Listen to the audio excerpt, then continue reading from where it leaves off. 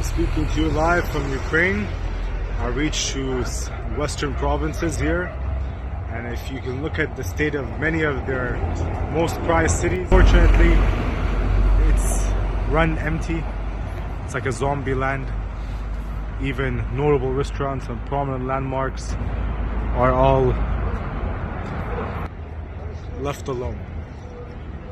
This is actually a very, very terrible time for Ukraine, and we need to show our utmost support and care for this lovely country and its people.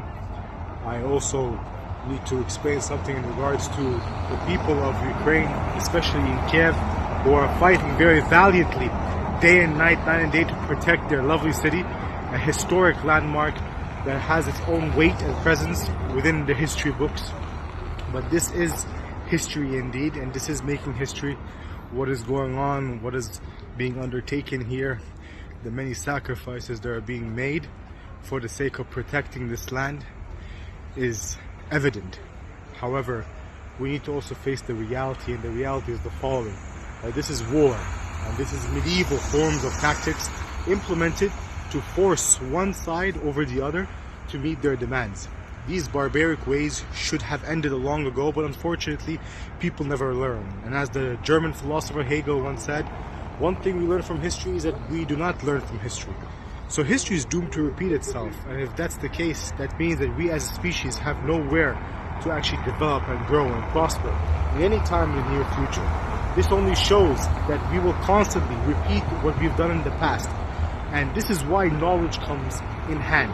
It's not about how many people are educated. We have quite a few of them nowadays. It's about what we use with the information in our possession, what we use to actually create something new with it. It's not about doing what others have done or doing what others around us are committing to. It is about doing the impossible, sacrificing for a better life, sacrificing for a grander dream. And that dream is not just peace or prosperity. It is to create a world that could show our differences, we could exploit them, but we will remain acting not indifferently towards them.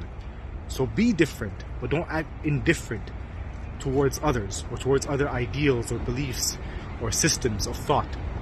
And this is what I am trying to do right now with this video. The purpose of this is not to explain exactly what has happened here in Ukraine, because we are seeing that already on a daily basis throughout the news, but that this same exact situation is happening in many countries around the world.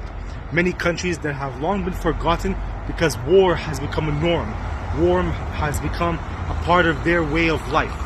And if we let this pass, if we let such situations be, then we are giving up our own humanity. We are foregoing and letting go over what makes us a unique species to begin with. And that is beings of reason, and not just simply beings of emotion. So more updates yet to come, but I just wanted to show you a bit about what's going on in Ukraine at the moment. And a lot of people right now are moving westwards, trying to find some place of solace to protect their families and loved ones.